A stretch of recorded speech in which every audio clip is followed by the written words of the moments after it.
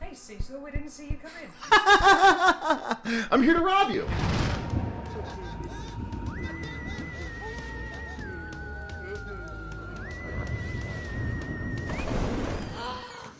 Hey everyone, welcome to the horror show. I'm Cecil Laird, doing a later intro to my vlog than I normally do, frankly because it's just been such a crazy trip. I have flown into New York City to attend the FearNYC Film Festival. They're going to be showing the Dylan's New Nightmare trailer, and along with some stuff from both Renee and Vince and some other filmmakers. It's a fan film panel. And so I'm here in New York, and since I'm here in New York, I decided I wanted to bother two of my favorite YouTubers and just completely mess up their day-to-day lives for about 5 days. And those lovely people are CP and Emily, who both look so excited. How did he get in the house? You said you were following your favorite YouTubers. Two of my favorite YouTubers. From New York? Yeah. Girly Gore is in New York. Don't watch her. Oh. That's The unintentional shade. Not meant, just saying. No, thank you guys very much. Of course, we have CP or Will from Williscredia and Emily from Emily's Adventures in Horrorland. So thank you guys very much for having me out. I greatly appreciate it.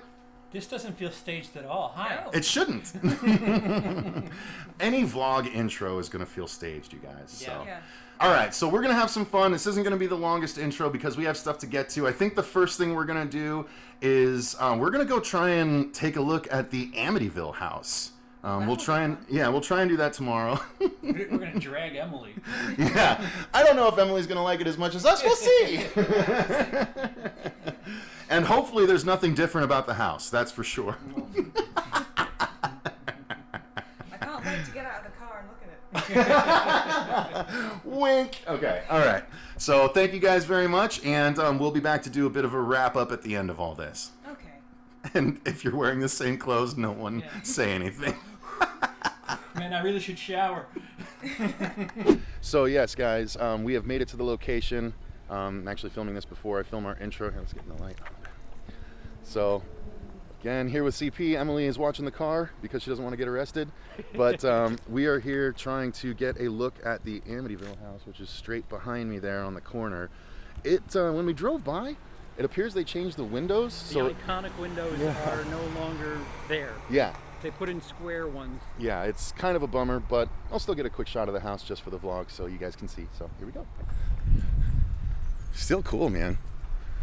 This whole neighborhood is really, like, this could pass for Haddonfield. Like, yeah. It actually looks pretty cool with the tree in front of it. They don't normally set it up for Halloween either. Like it usually has. Super white. It usually my has camera. units in the front yard, like no trespassing and stuff like that. Cool. It might be new home. You want me to hold it and get you in the shot? It's so overexposed is the problem. There we go, it's fixing itself a little bit. Yeah, no more windows, unfortunately. Yeah, I mean, we're here looking. What do you It's cool though. Damn, it's a bummer they changed the windows. Yeah, it is. Crazy.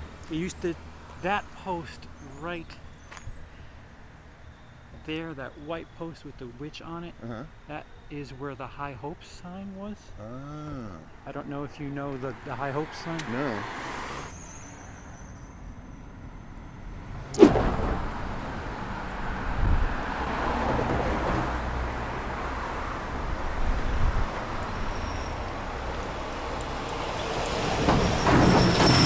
Hey, that was close, sir. Holy shit. All right. So we got about a 2-block walk, but that's not a problem. All right. What's up, everyone? We are back. Still haven't technically recorded the intro, but we'll get to it. So we are actually here in Brooklyn. I'm gonna make this joke again. Keep your eyes out for Miles Morales while we're out here. You won't see him. But I am here with my good friend CP. I can't say that without. I'm merely a vessel. I can't say that now without referring, like, without thinking about douche nozzle. Yeah. Nonetheless, we are here because we are going to be taking part in the FearNYC Film Festival. They're going to be showing the trailer for Dylan's New Nightmare. We're going to be doing the panel with Vince DiSanti. Because of Vince DiSanti, he hooked this up. So it's going to be a fan film panel, and CP is going to be there to Announce my Twilight teaser trailer. Fan fiction. He didn't tell me about that ahead of time. That's the big spoiler. But he's going to be our plant in the audience. Blobber. So yeah, we'll just get some random footage while we're here in Brooklyn and have some fun. Yeah. People All right? from Brooklyn don't talk like that. That's why we could tell you're a visitor. That's fine.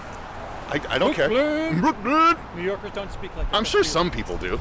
Yeah, people. Really, not a single one. Yeah, maybe people who just moved here. And they're like, oh yeah, that's not cool. Especially in Brooklyn. So they say it, and then someone from Brooklyn Yeah. says we don't do that. Dude, get a latte and shut the fuck up. I don't know, man. It's kind of cool. I'm kind of digging it. Again, being from Arizona, where everything is brown and gross and the same level. Yeah. Like we don't have stuff that's I'm just. with you. I got back from Denmark, which is kind of, somewhere between where I live and where you live. Uh-huh. When I came back, it was like, that's right. There's a lot of people here, and then it got a little tiresome. And it's a nice place to visit. That's the absolute, like Paris. Paris is fucking packed. It's like it's just. If you don't like people, well, maybe you like people. So maybe I should stop talking. I don't like mass throngs of people, but on their own, they're not bad most times. Yeah, one at a time. There's too many. You have no control over how big the crowds are. My opinion always goes back to Tommy Lee Jones and Men in Black. A person is smart. People are stupid. Yeah. Yeah. That's a George Carlin bit too, where Oh, really? he jokes about one person can make up their mind. Yeah, I'll have to get the quote, but there's a George Carlin quote where somebody in mass gets stupider. Yeah, sounds about right. We're now walking with fan film creators.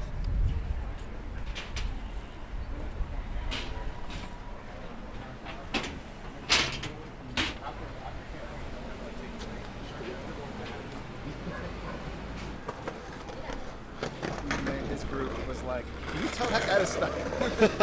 Oh, and movies that movie did? Yeah. They were like, "Oh, what's up with this dude?" Really? I didn't Yeah. see that. That's too So funny. I kind of pulled it back at that point. Not all or nothing, right? We're going no matter what. Yeah, well, that's what Miko messaged about. Behind the scenes secrets.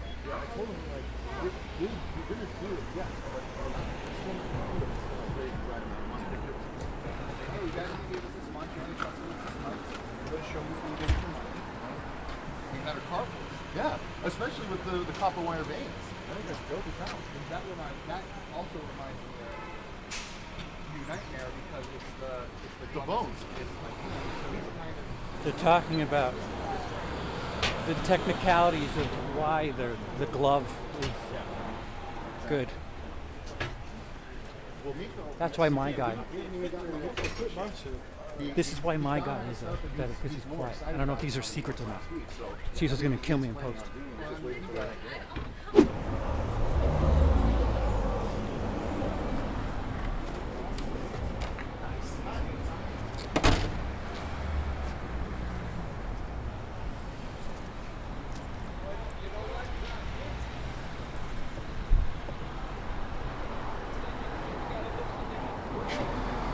So, I didn't, there wasn't like, it was all there, but it was Chainsaw Massacre, Texas Chainsaw Massacre, all that was all there. But I don't think I actually, at least consciously, took from any of them and just like replicated it. I just took the feeling I got in certain scenes. I would have in my mind, even things like the movie Repulsion. Yeah. Influenced one of the shots in the movie. Like it was just, I was a kind of an encyclopedia of doing shots. Vincent kind of changed the way those of us who cover films think about fan film. So I know the S end of the process. As somebody who has tried it, like for these movies, I just can think of how much struggle like that one shot in a Halloween fan film, that's a pain in the ass to light. I know that much. So, so like critiquing is what I'm here for, I guess. I'm Zazu Pitts. I work with the filmmakers, Coleman Brothers, that did one of the films. So I score films for them and actually helped produce this one. And Halloween Inferno. Cecil Laird. I wrote and directed the teaser for Dylan's New Nightmare, written the short, and I also do a show on YouTube, which is how I met CP, and it's a horror show. I've been going for about 5 years, so a horror variety show, and this is our next big project. So we're currently crowdfunding on Indiegogo to try and get this thing made. So, yeah, so this is just a nice kind of open discussion about fan films. A lot of people have questions about them, you know, how they get made, things like that. I'll briefly go over the rules that were established. You know, I would say maybe in 2012, it also kind of started with the Star Trek fan film. Fan films have been around since the 80s. I believe the first one that most people really realize is the one that somebody did a shot-for-shot remake of Temple of Doom using all household products. So a giant boulder on a paper mache and things like that. And it was real goofy, and they recreated it, and it didn't really find a life until the internet came out, they were able to put it up, and with the advent of YouTube and digital videography, people started creating fan films, and they developed this kind of bad taste in your mouth film because it was usually your friends going out in the backyard with a camcorder, no production value, no story, no nothing, just a bunch of people who can't act and getting killed with poor everything. And it's been so much in the last, I would say, probably 10, 15 years where you started to see the advent of people using digital technology to up their production value and create real stories. You see actual, you know, some people from the actual films appearing in some of these films in reprising roles, like in this case for Miko Hughes, or in my case with Tom Matthews and Nicolas Cavara, and Douglas Tate. And so it started to create this swell of what was legal and what was not. And there was a Star Trek fan film, I believe in 2012, called Zaxxon or something like that. Very, very sci-fi and nerdy name.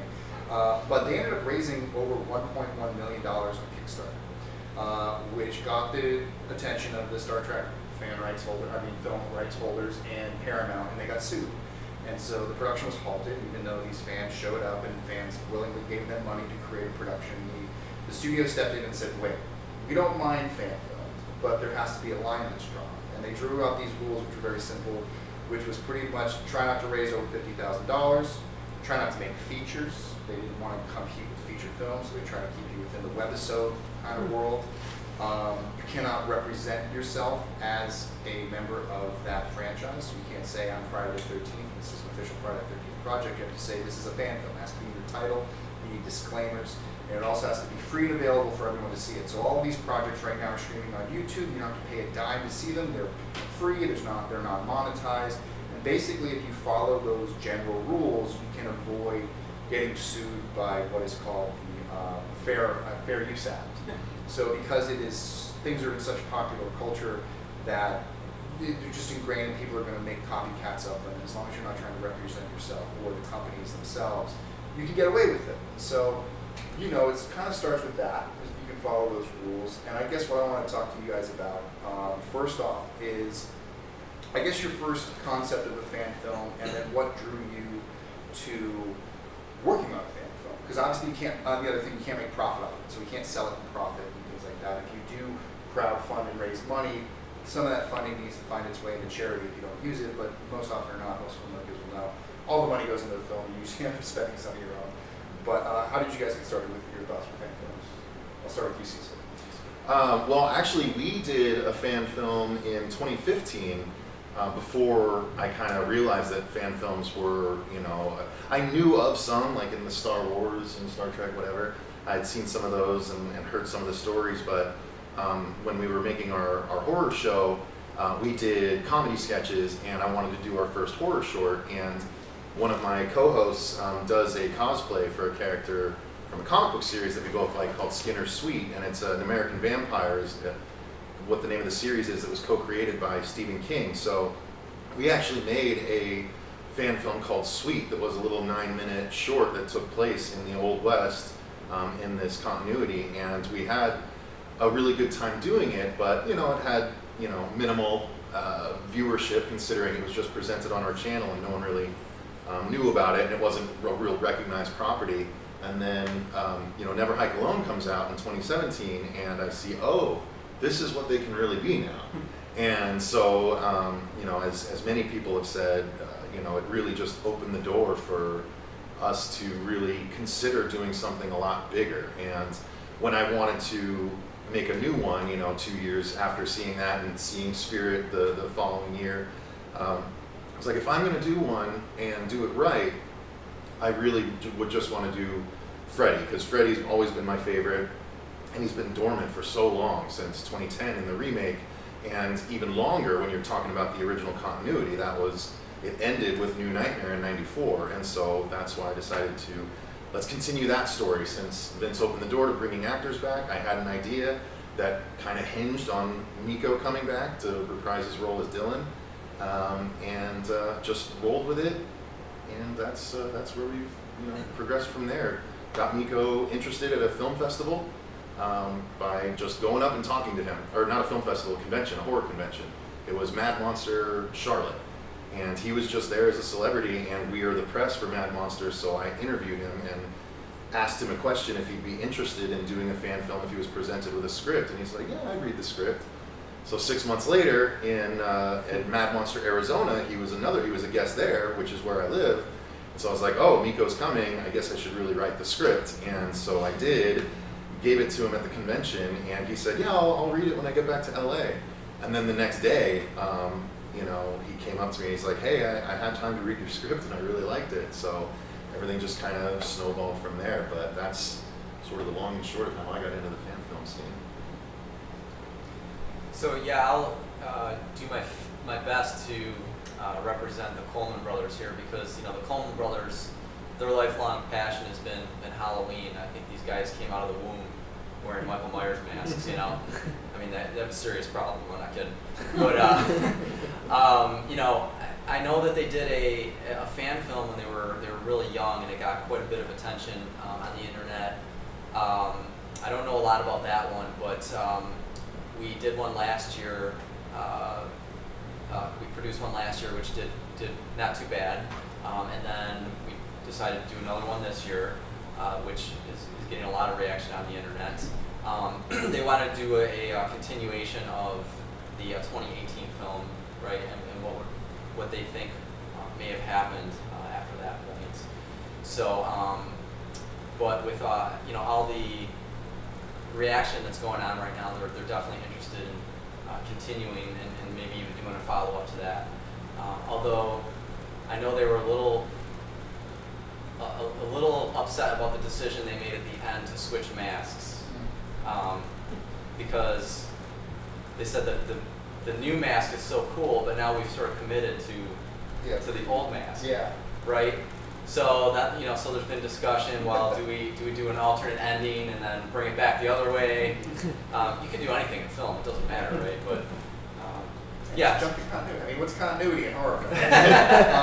Do you want to say anything on just how your channel started and kind of where you're at? Oh, I'm a professional comedian, so I went to film school, did the whole nine, and I based something, an idea, pre-Me Too, on a female that works at a restaurant, not unlike Hooters, and one of my friends who had money at the time approached me and said, we could sell tits, and I was like, well, no, it's not really about that. It's about the woman within the outfit, and so he told me to get started and not to worry about anything. And again, I am a horror story within filmmaking, where we just got started and started filming. Things just stopped. People stopped showing up. Money stopped coming in, and there I was with a 4 pages shot of a 30-page script. But it was original. Yeah, it was original. Well, I mean, I guess my more specific question is from the The from YouTube the covering, channel? yeah, from like, so from covering from a YouTube channel, you're covering big films, you know, you're getting that audience, and all of a sudden, like, the fan film stuff popped up. Sure. And maybe it was Never Hike Alone, but then that kind of like, what was it that you were like, okay, I'll give a fan film the opportunity to come in and be a part of my show? Yeah, it's like you opened fan films. Like I said too, you think of them as like home videos and people just backyard wrestling and all that type of stuff. So like that was always a curse, especially in film school. Like that's a big no-no. You wanna do something on your own.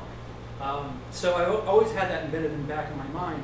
But you know, you develop an audience. Cecil can preach to this, where sometimes your audience interacts with you and says, "Hey, what are your thoughts on this?" And it's just like, that's a fan film. But enough people start asking, and yours is the case in point. CP, you gotta see Never Hike Alone. I'm like, it's a fan film. I can't. It's not feature length. It's like I cover feature length, major Hollywood stuff, and sure enough, I went around to it, and oh wait, the fan films aren't being shot on an iPhone anymore, which the quality's there actually. So even if you wanted to do it on an iPhone, it's just the frustrating part as somebody who's a fan of certain franchises is the passion that people that aren't getting paid are putting into these franchises that people clearly want to see films being made for, where they're just trying to turn a buck. And you know, you guys are up here doing your thing for what, 6 people in an auditorium. You're not doing it for mass appeal. You're just trying to passion project to the franchise, and people like Warner, people like Paramount, they're fighting over the wrong things, if you ask me. It's unfortunate. It's like this bittersweet. Yeah, it is. It really is. And I mean, for me, I was working in Los Angeles for about 7 years before I decided that I was going to make a fan film. It wasn't something that I decided was going to be this giant venture at first. It was supposed to be a weekend thing that we were going to do with my friends. I had been working in feature animation, making kids movies. So I was very frustrated. I wanted to be in the horror world. I wanted to do something horror. I also wanted to build a really cool Jason costume for Halloween that year. And then the combination of the two was like, well, if I got a cool costume and I got friends who can make stuff, maybe we can go make something. And what started is a trailer, you know, just this innocent trailer that we did, and some, you know, we tried to shoot different versions of it that didn't really work out, but eventually I kind of got my team together and we put out a trailer that became pretty popular. And, you know, next thing you know, it's on FridayTheRepeatFranchise.com and Bloody Disgusting, and people are asking about it. In the process of making Never Hike Alone, we ended up discovering an abandoned camp, which allowed us to look at the scope and scale of doing a feature film, or a feature-ish film that's 54 minutes long. That kind of kickstarted this. And I will say that, you know, Never Hike Alone is kind of like a Kickstarter of like recent base level filmmakers doing it, because you had guys like the director of Judge Dredd, who made Dirty Laundry, which is a Punisher fan film which stars Thomas Jane.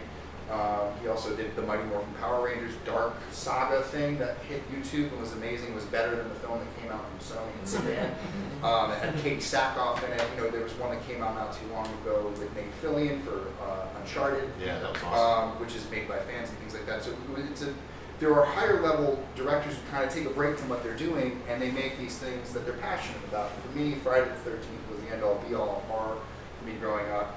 Big Jason fan, and I just wanted to take my passion and put it into this project. And it turned into this 1.5 year, 2 year long venture of piecing together this film, of shooting on the weekend.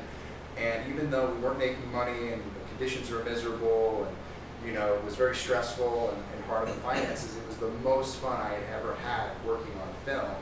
And I wasn't getting paid for it. Stuff that I was getting paid better than I've ever been paid for in my entire life. I was miserable. And here I am out here in the middle of the forest wearing a silicone mask, directing people and yelling at them. You know, there's no place to poop, there's no place to eat, there's no place to do anything but make this film. You know, it grew out of that. And so out of that, we did really well. We ended up being one of the first fan films, I think, in a festival. We opened up the Telluride Horror Show in 2017. We were an introductory there. And from there, it started another fan film popped up, more fans film popped up, and a lot of people started asking the questions of, you know, how is this legal? Obviously, we kind of went over that. So I think the next part is, that I think that I'll kind of throw out to you guys, is what do you think going into it as a filmmaker appeals to you of making a fan film? Like, why do a fan film when you can do something original? Which is a question I get a lot. It seems very, very simple to me, and that's eyeballs. I mean, you're going to get way more eyeballs on your project if you're doing something, you know, that people are already into. That's, you know, they're established properties that we know they're fans of, and I know how much I love Freddy. And so I know there's a ton of other people that love him just as much, if not more so. I mean, it's tough to quantify, obviously, but, you know, knowing that, you know, I made Sweet, so I tried the unknown way. And we were limited to our very small audience, and there's not that many people that are aware of the comic book series, even though it went for like 7 years and is being relaunched this year again. So, you know, it didn't matter. What matters is what people know. And so if I can do a Freddy, like I've got 3 full-length feature scripts ready to go. One of them is a horror film that's my original. I created my own original slasher in the vein of the 80s, sent it to 2 film festivals, 2 writing competitions in LA, and it got to the quarter and semifinals. So I'm like, yes, I have things ready to go, but I don't have the wind in my sail to be able to get all those things going. So doing this fan film is a way to gather that wind in my mind, you know, let people know, oh, he does have an eye, he does have a creative eye, he does have, you know, good story ideas, and then my goal is to assemble, like this whole time, the reason Vince is involved, the reason Renee is involved, because Renee shot our teaser, he's shooting the movie, he's the one that shot Spirit of Haddonfield. Vince is producing our film. Vince is the godfather of fan films in my estimation. So, you know, it makes such a difference when you have a property that people already are like, oh, more like the reaction to the trailer has been phenomenal. Oh my God, Freddy's coming back, and you got Nico and stuff like that.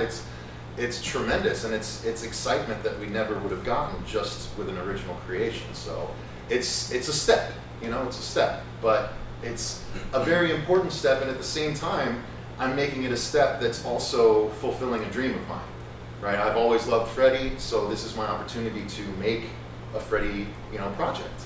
And with one of the original actors. Not only that, but New Nightmare is my second favorite Freddy movie. It's the only horror movie my dad ever went to the theater with me to see.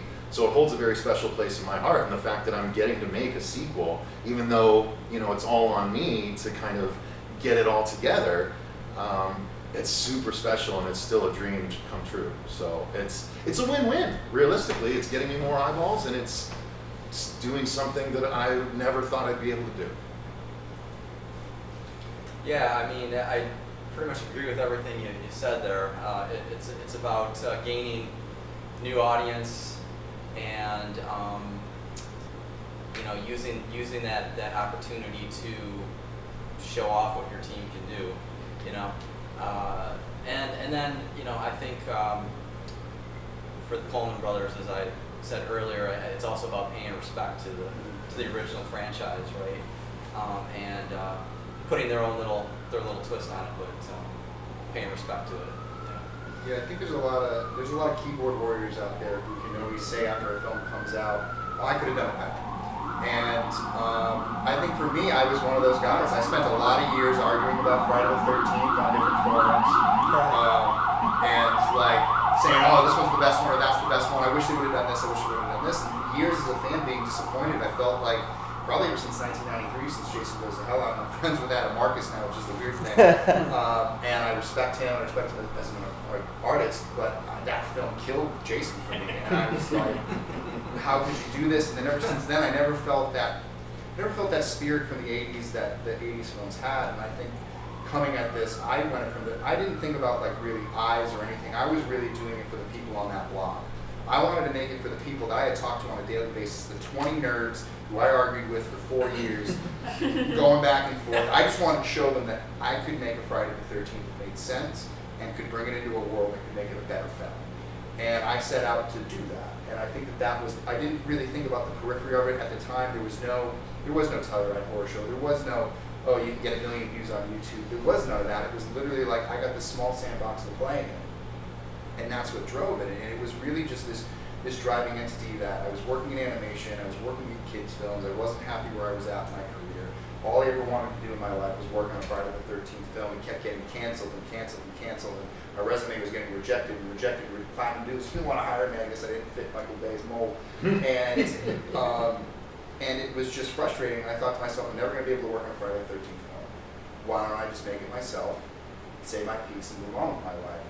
And I really think that that was really the passion for me. Was I wanted to tell a new story. I wanted to tell a different story.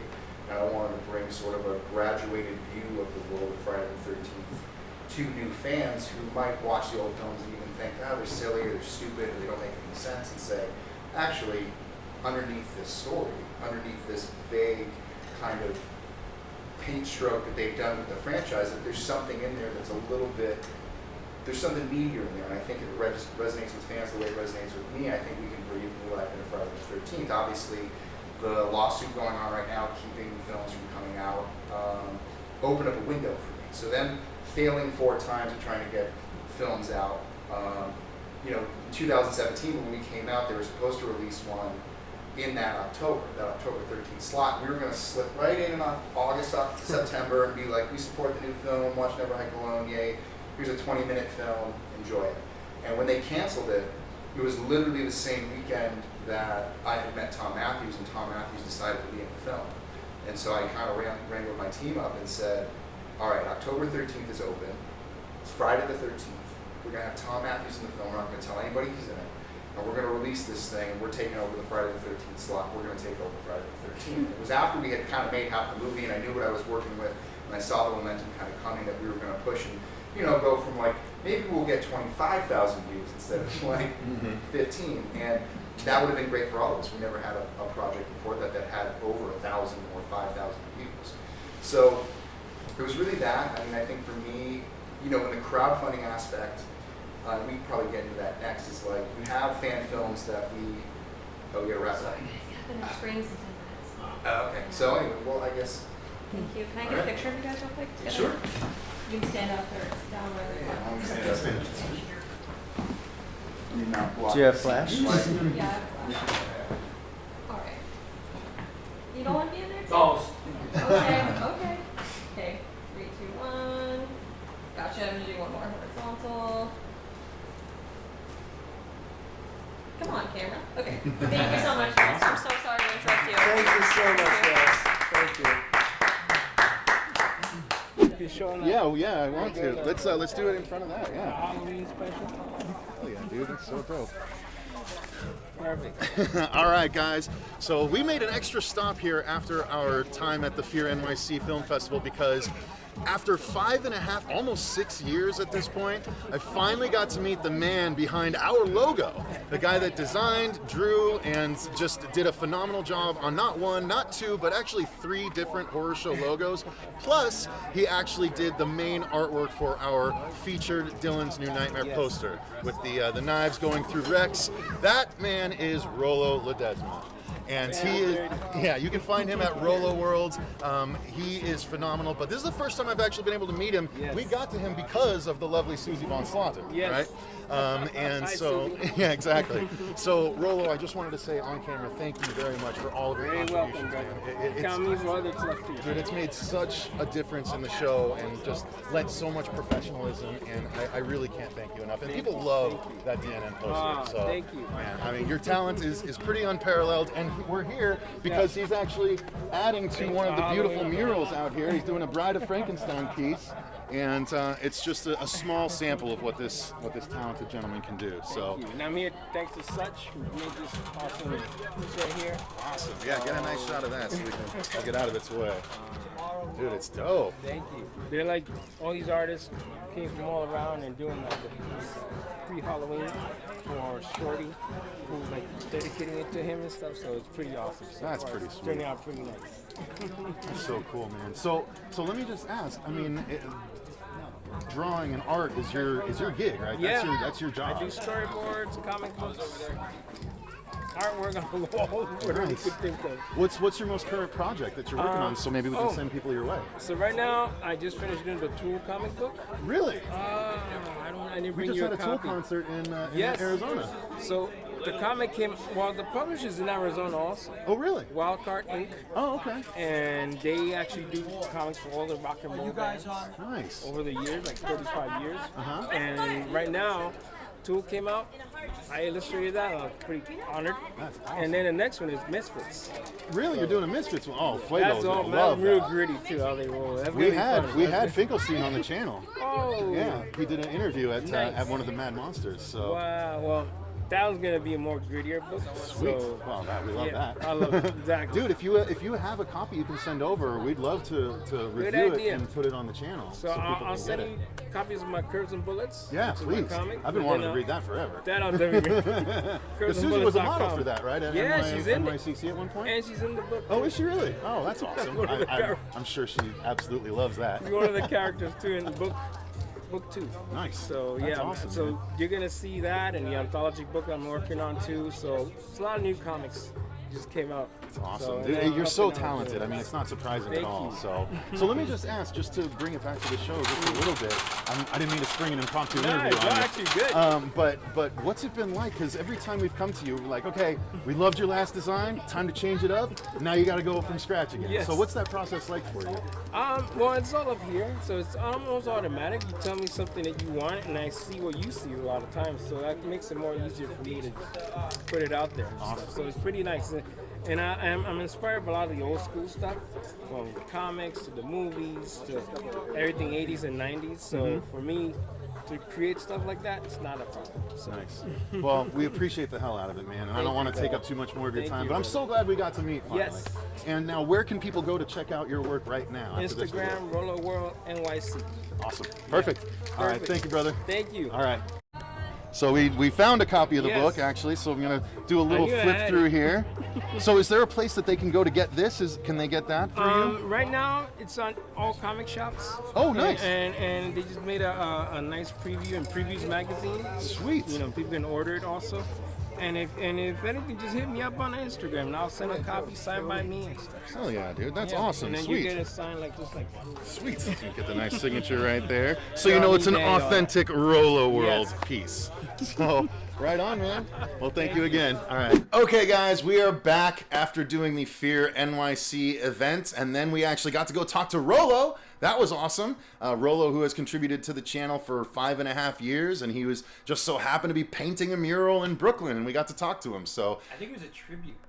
it was a tribute mural, yeah. Wearing shirts and stuff. Yeah. Mm-hmm. And in fact, when we rolled up, what happened, CP? Oh yeah, we got the stink eye because we rolled up in a black Impala, which is like It was a Malibu, but close enough. yeah, a black Chevy sedan that just reeks of cop. Yeah. And Cecil had a button down, and I was dressed like this, and we asked where Rolo was, and Cecil just dopingly so said, "Hi, where's Rolo?" And they gave him the stink eye. Two to three guys were like, and they weren't so fast to give the info. And then one's finally like, one finally is like, he's over there. He's sitting down. And I was like, okay, thanks. Like, I'm completely oblivious. And I'm looking at them like, oh, they think we're bad. We're the enemy, and they don't know. I was completely, I was completely clueless. Surprise, surprise. Cecil's completely clueless when it comes to something. But we went over and we talked to Rolo. You saw that bit. But then afterwards, CP told me, hey, I think what happened is they thought we were 5-0. So I actually messaged Rolo and was like, hey man, sorry if your friends thought we were the police. He's like, he just said, LOL. Yeah, they told me. So that was pretty fun. But Rolo ended up being super nice, and he was doing cool artwork. He was painting a Frankenstein and a Bride of Frankenstein, but tagging. Like, he's a tagging artist, and then he makes comic books as well. Yeah, like, I mean, I get it. I get why they were so protective. Like, they were doing this nice mural for somebody's tribute, and if somebody was trying to, I don't know what their relationship is with police. If somebody was trying to fuck with a tribute, I would be equally as smelly. So it makes sense. Like, I get it. We weren't there. There was even a police SUV that rolled by as we were leaving, and the guy that we talked to did one of these, and we're like, he did like the whole whistle, like, whoosh, And he looked at everyone and was like, and he like nodded towards the thing. I was like, oh yeah, they definitely thought we were cops. For sure. Yeah, I mean, we smelled some herb. Some ganja. Some herbal supplement. That was in the Yeah, air. tea leaves for sure. Yeah. Oregano, perhaps. Yep. But that's decriminalized here, so I don't. Yay. We weren't. If anything, share the wealth. Now, we did go to the FearNYC Film Festival today, so just a brief rundown of that. It ended up being a bit smaller than I was maybe anticipating, but it was still a really cool theater, and we still got to talk to some people, and I did record it, so you guys probably already saw that as well, so that's what that was, and CP actually got to get up on stage. So how was that, CP? That was awesome. I'm so glad to contribute to the fan film community. Didn't feel out of place at all for you, huh? Yeah. I mean, if I had a pubic hair preparation, I could have handled that a little bit differently. But yeah, it was nice.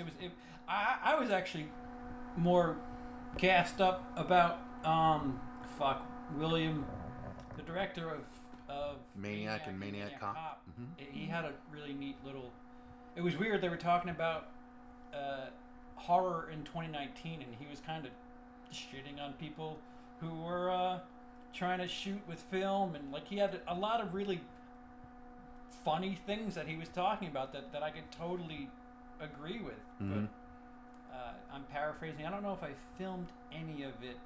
I think I was farting around with the camera and might have gotten some of it, but that was a fun experience just to be a fly on the wall for that little tail end of that segment. But yeah, to see Cecil's trailer on the big screen. On the big screen, what an exclusive class of 8 people. Huge audience. But I mean, it was neat. I can't tell you. I can only imagine what you must have been thinking, because to get something like, even if it was an empty house, just to see your thing in a theater with seats that's made to show on the big screen, like that's a wild trip. We talked about it earlier, like hearing somebody say words that you wrote for the first time, like that there's some sort of weird feeling to that, and seeing something you did on the big screen is, no matter where the screen is, no matter how large the audience, it's still wild. Yeah, we put the trailer up on YouTube, and of course, 70 to 80% of the people that are going to watch it are going to watch it on their phone. Yeah. So being able to see it on the big screen was definitely pretty cool, along with a couple of the other things that we saw disappear on the big screen was really cool. Yep. And let's use that to segue. So CP, you got to meet someone that you've been a fan of for quite a while. How did that go? So Emily was a YouTuber for at least 2 years before I met her. Oh, you're talking about Vince? Yeah. Oh. I mean, we can get into all that. I woke up next to Emily. I'm sorry. How did she get in here? No, it's wild. It was just, we were BSing about stuff, and I kind of felt like I was impeding on shop talk for you guys. But, and I was content. I was literally content to sit back and let CP ask all the questions of Vince that he wanted, and CP apparently felt guilty about it. Yeah. There was, like, we were just gossiping about other Friday fan films and what he's got on the table, and because after I interviewed him, we talked for about 2 hours afterwards, and I if you were to tell me that Paramount, Warner, whoever the fuck it'll end up being, gave Vince the keys to the kingdom, I'd be okay with it, even though I don't agree with a lot of, there's like 20% of the stuff that he believes as far as the lore of Jason and Pamela that I don't jive with, but I trust him. And like, you said jive, but not jive, right? I said jive. Okay, good. No, just making sure. It is jibe. Yeah, just making sure we're all on the same page, and you said it right. Did I I think you said it right. jibe? Just making. Sorry, I didn't mean to derail you, but apropos of what we were talking about before. But go ahead. Shit, now I forgot the other one. God damn it! I'm sorry. Purpose. Go For back. all intensive purposes. What? So you? No, you don't. You don't necessarily jive with his decisions on the Friday franchise. So Yeah. So I mean, I still trust him, and hearing him talk was, exciting. Just listening to him BS about stuff that. I mean, he told me about stuff about never hiking the snow like months ago, and it was still kind of wild. Like, even hearing stuff for plans for the future that you guys don't know. The fact that he trusts me enough, somebody who has put out dirty laundry about way less important shit. The fact that he trusts me with that info is kind of sweet. Nice. So it was nice to finally meet him. Yes. And of course, it was a No great pictures. picture to get with him. Yeah. So one of the other things that we did while we were here is I got to make sure that these guys tried some food that they hadn't tried before. So just real quick, let's go through. What did you think of Shake Shack? That was pretty decent. That was it was the first night, so. Yeah, I don't remember much about Shake Shack, to be honest with you. Burger shake- and shakes fries, Yeah, the crinkle cut shake- fries. Yeah, your strawberry shake. Yeah. Yeah, the shake was good. I don't know if it was, to quote Quentin Tarantino, $5 good, but Yeah, the fries were what? Curly cut? What do you call those? Crinkle cut. Yes, that's right. oh yeah, the burger was okay. It's all such a blur. It didn't stick out. What stuck out was the next thing. So before we get to the next thing, let's go to the last thing, which was Five Guys. We went and had Five Guys today, which Emily, you had not had before. I guess not, no. So you just tasted it. Did it pass the muster? I don't know, the burger was a bit too heavy for me. You said mustard, right? Yeah, I said past mustard. What does that mean? No mustard on it. So too heavy for you. Yeah, just a bit too much meat and cheese and bacon and everything. And the fries were too mushy as well. That was probably from sitting in the bag for a few minutes, I don't know. But it was okay. And CP, you had it before, right? Oh yeah. Okay. So that brings us to first off, they did let me get some fantastic New York pizza. They had a place in mind, so we ordered in last night, got some excellent New York pizza, and quite frankly, I looked in the box just about 30 minutes ago and saw that one of the pieces was still in there and not in the Still fridge. good. Is it still good? Because I'm very tempted to eat it nonetheless. Yeah.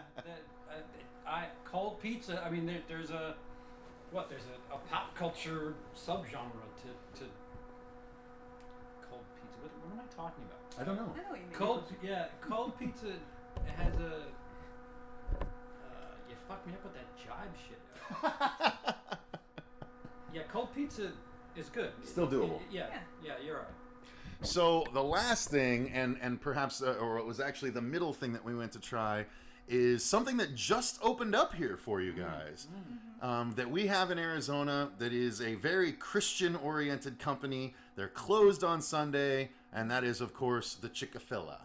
So, LGBT LTB chicken. Yeah. It is a Christian company, so there was a bit of a hullabaloo not too long ago regarding them, and they've continued serving their chicken and opening up places in places like New York. So Chick-fil-A, you guys tried it for the very first time. Yeah. CP, you go first. Yeah, you can't taste hate. It's pretty fucking good. So you tried a sandwich and the strips? I did two things. I did the sandwich without pickles, because pickles and chicken just You're wrong. But they okay. don't jive well with me. And the strips, the batter has a sweetness to it. And that, You Americans, you love your sweet and savory, don't you? yeah, it's in everything. You just don't taste the corn syrup, but it's everywhere. Yeah. Emily, how about you? I didn't want to eat there on principle, but, they closed down my gym and they opened up one of those. So. Welcome to America. So how did your hate chicken taste? Really good. Which is annoying, honestly. I know, now you have that dilemma. Like, if you want really good chicken, you have to go there. I mean, there's Popeyes, there's KFC, 15 miles away or something? Too far. But are they as good? Are they really as They're good? different. If it's warm still, but if you get it delivered, it's cold. So Yeah, that's true. not and good. kind of sweaty and room temperature. Yeah. KFC, they're good. They're different good. They're not like Popeyes. Popeyes is Yeah, I don't know what they do with the batter or this weird crispy stuff that's Yeah. on the chicken. But. And then finally, the stuff that we got to do around the house was fun for me, because this whole vacation was that. It was a vacation for me. I work so much on the channel that I didn't want to do anything this week while I was out here, and they were lovely enough to accommodate me, and they put on the Learning Channel, which I call Trailer Park TV, because we got to watch many advertisements for 90 Day Fiancé, as well as today we watched Dr. Pimple Popper, and then pimples. we watched The Tallest Teen, right? Something like that. Yeah, what was the shit that you guys actually ended up watching when I went to bed? My 600-pound life? Yeah, My 600-Pound Life, which I had never seen before. So I got to watch some really cool, relaxing TV with these people. And you watched a movie that wasn't a horror too. You watched. That's true. We watched Dolomite Is My Name. We also watched a horror movie that was subpar, being Haunt. We could have watched something else that wasn't a horror in that place. And then we also watched. You guys got to watch the first episode of Creep Show. So just a quick review. What did you guys think of that? Yeah, pretty decent. Did remind me of the first Creepshow film. I think there's been a couple. Is that right? It was just the one Creepshow film, I believe. Because they did Tales from the Dark Side, and they did a couple of Tales from the Crypts as well. Okay. But they were good stories. I'm interested to see what else they have. Which you guys can do now, because you guys can get on Shudder and have some fun. We're mooching. No, we're sharing. How about you, CP? What did you think? It didn't stick out. Like, I mean, I can give or take it. Like, there's so much TV that you gotta binge it. I don't know where I'd put it on the sliding scale of where, like, the importance of where I need to put it, but somewhere in the middle. And then, of course, we would be remiss if we left out one of our central cast members for this whole week, which was, of course, the Freezer. So let me walk my both sleeping feet over there from sitting on them this whole time. So this is our audio expert. How fantastic is that? So yes, that is our extra cast member. But I just wanted to do this wrap up, and honestly, I just wanted to... wait a minute. We have another cast member that is not, has a little bit of stage fright. You got a fair taste of how difficult it is to plan filming in this house with sound issues. You're talking about puppers? Yeah, whether it be that, whether it be jets, trains, dogs, motorcycles. Yeah, it's these walls are made of paper mache. I'm certain of it. Yeah, I used to think that CP was a little bit overdoing it as far as all of his audio interruptions until I tried to sleep here. No, just kidding. I actually slept really well, but he's not joking. There are quite a few audio interruptions that would be frustrating. Luckily in Arizona we have such wide open spaces that we don't really have to deal with it quite as much. People don't have couches for sure. Indeed. And of course we did get to do the one stream where we got to do some taste tests of both the Oreos and the Sodies. That's on my channel.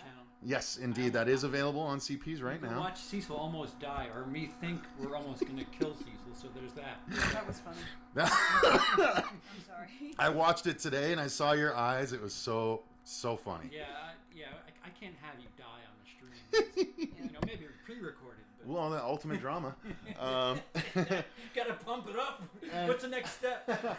And allow me to apologize on camera to Emily for burning her tongue. Oh yeah.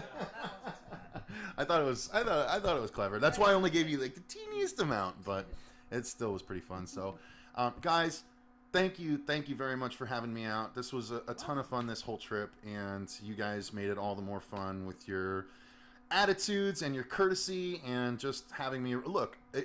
I'm a pain in the ass. I get it, but you guys have been nothing but courteous, and I appreciate it very much. Want that image out there. Not courteous. Got a reputation to uphold. Yes. Indeed. Stay the fuck away. I even got to listen to Emily record some audio for her channel. That was awesome. So yes, thank you guys very much. Thank you guys for joining us for this vlog. And until next time, I've been Cecil Laird. I've been CP. Hello. And until next time, cheerio. Bye. Oh, stay. Wow. That And you haven't. Stay scared.